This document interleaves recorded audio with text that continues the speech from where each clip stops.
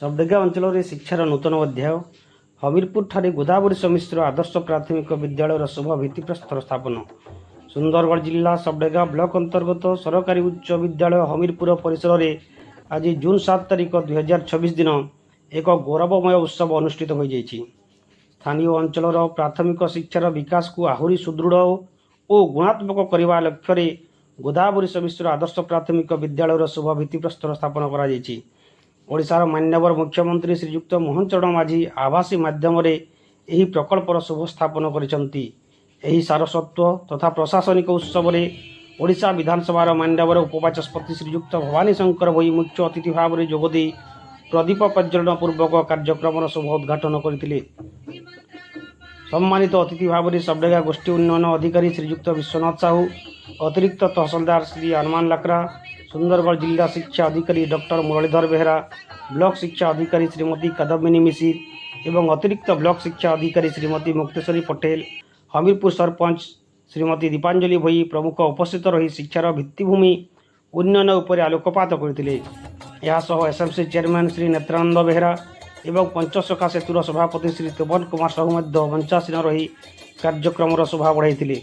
उत्सव में मुख्य अतिथि भाव में जोगदे मान्यवर उपबाचस्पति श्रीयुक्त भवानी शंकर भोई निज अभिभाषण में कही जे राज्य सरकार प्रति शिशु को गुणात्मक शिक्षा प्रदान करने संकल्पबद्ध।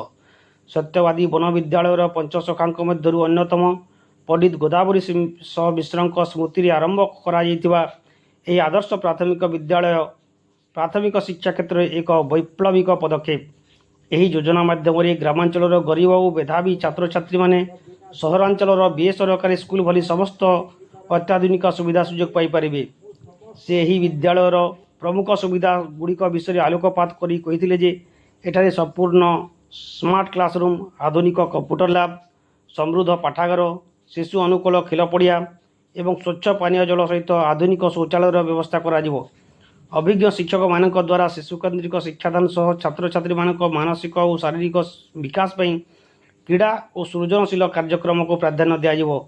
ओडिशार प्राथमिक शिक्षार भित्तिभूमि को विश्वस्तरीय करने एवं ग्रामांचल प्रतिभा अन्वेषण करने ही राज्य सरकार मूल आभिमुख्य बोली से प्रकाश करते। स्मरणीय अवसर में मंच परिचालना करते शिक्षक श्री अर्जुन दास।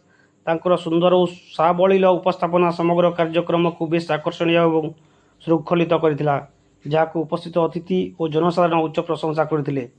प्रधान शिक्षक श्री सूरज प्रकाश चौधरी समस्त अतिथि, शिक्षाविद, अभिभावक और जनसाधारण को आनुष्ठानिक भाव धन्यवाद अर्पण करथिले। विद्यालयर समस्त शिक्षक शिक्षयित्री परिचालन में सहयोग करथिले। उल्लेखयोग्य जे हमीरपुर अंचल यह आदर्श प्राथमिक विद्यालय प्रतिष्ठा मान्यवर उपबाचस्पति श्रीयुक्त भवानी शंकर भोई पूर्व प्रतिश्रुति देते। आज तांकर प्रचेषा और उपस्थिति यही महत्वपूर्ण प्रकल्पर शुभारंभ हो स्थानीय जनसाधारण, अभिभावक और बुद्धिजीवी महल में आनंदर वातावरण देखा देछि।